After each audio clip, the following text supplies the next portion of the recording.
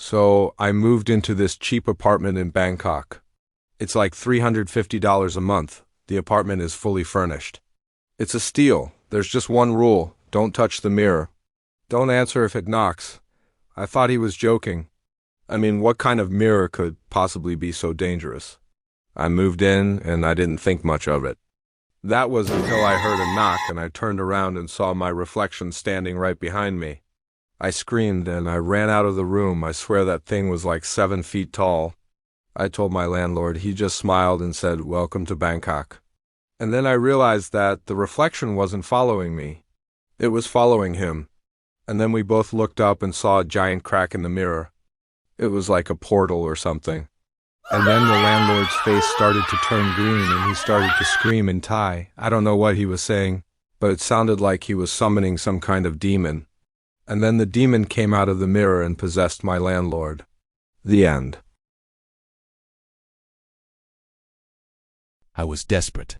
That's the only excuse I can give for why I said yes. Bangkok's skyline was turning the color of a dying ember the evening I signed the lease.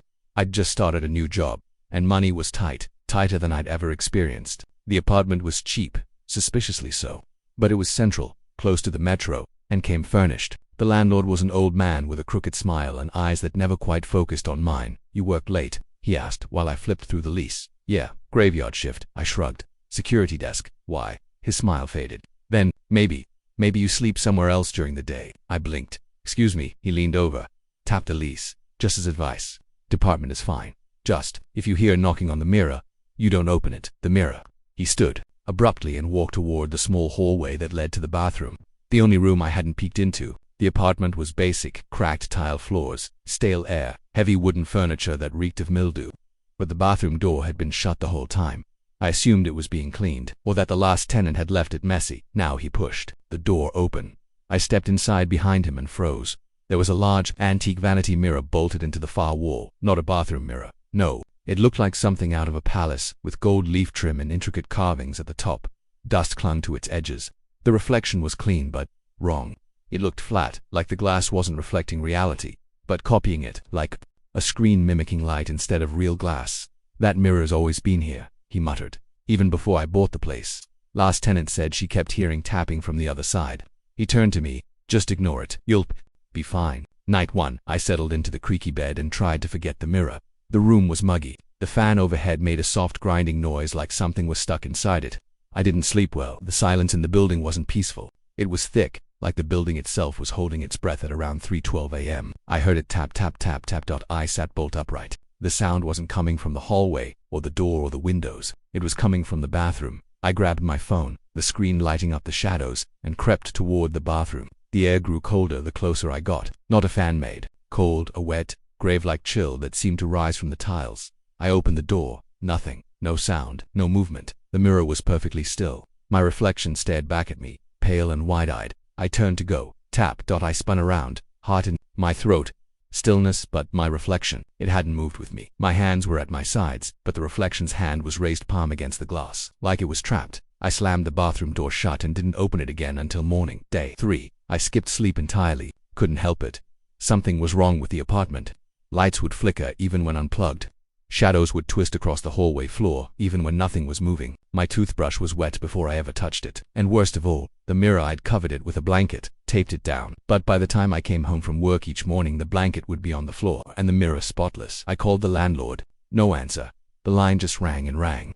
I went downstairs to the building manager's office.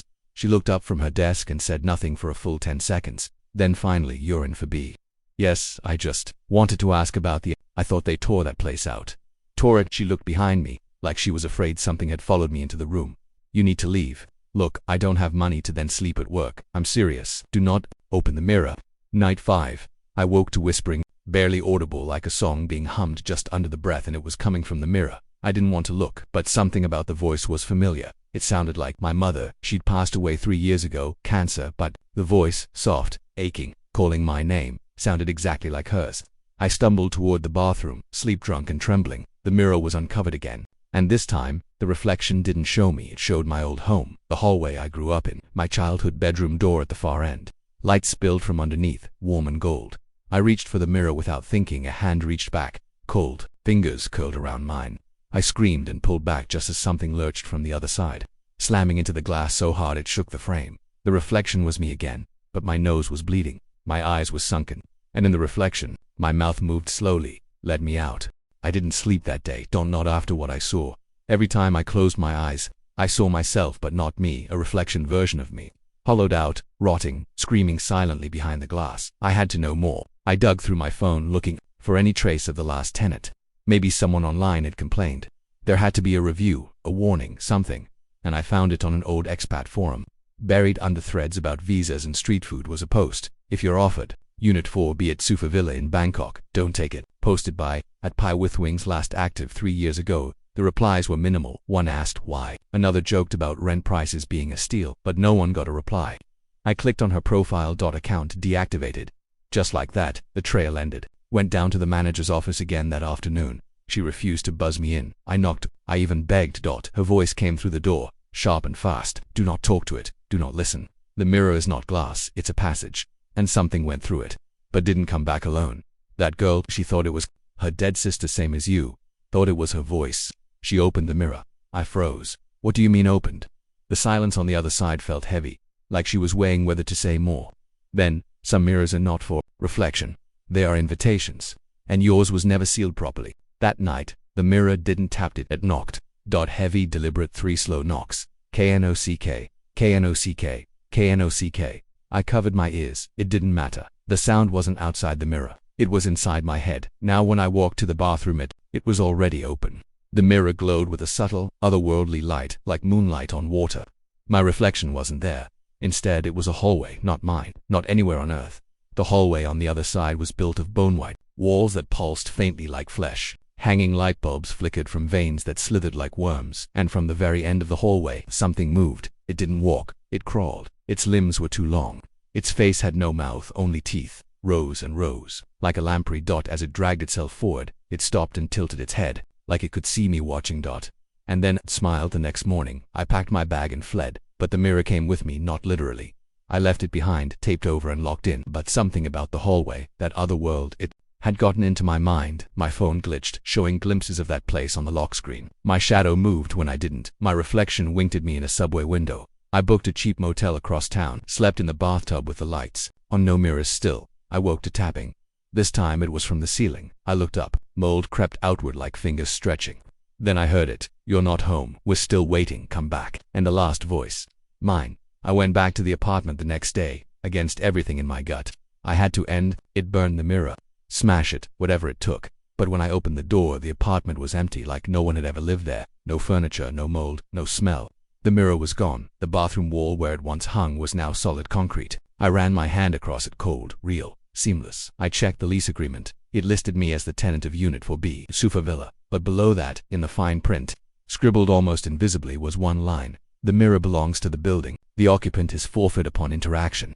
I turned to leave, heart pounding, but the hallway didn't look like my hallway anymore. It was long, white pulpy.veined, and at the far end, I saw me waving. I used to think haunting was about places, that spirits got trapped in buildings, that cursed objects stayed where they were left, and that if you left, truly left, you'd be safe. But I was wrong, because the mirror didn't haunt the apartment. It chose it, and now it had chosen me. After I saw the hallway again, the thing that looked like me waving from its far end, I blacked out, not fainted, not slept, blacked out. 1 second I was in the empty Unit 4B, and the next, I was standing in front of a mirror in a subway bathroom, hours later, with blood on my hand and no memory of how I got there. But that wasn't the worst part. My reflection was still waving. I tried everything. I flew to Chiang Mai, checked into a hostel with no mirrors, threw away my phone, never looked at screens. I covered anything reflective with cloth, tape, towels, even my eyes. Some nights, but the tapping started again anyway, this time from inside my head, like fingernails, against my skull. Knock, knock, knock. You let it through. We see for you now. We wear you. I tried to drown it out with music, with sleep, with alcohol. Didn't help. The voices were growing louder, stronger, and then I realized the truth. I hadn't escaped. I was still inside. I made a mistake. I went to a monk near Chang Tao, someone recommended in a local message board for dealing with spiritual attachments. I thought maybe he could cleanse me, break whatever link existed. He didn't even touch me, just stared at me, then said, "You are not the first, but you are one of the last." I blinked. Last, what? The mirror was a portal, a cage. Something used it to come here. It needs faces, bodies, names. You gave it yours. He handed me a small brass mirror, not glass, polished metal, and told me, when your reflection no longer matches your soul, you'll see the truth. Night 66. I held the brass mirror in one hand and my phone in the other. Opened the front-facing camera. My eyes and the phone were wrong. Too large, too still. The pupils didn't respond to light. My mouth moved, but the reflection smiled longer than it should have, like it was lagging.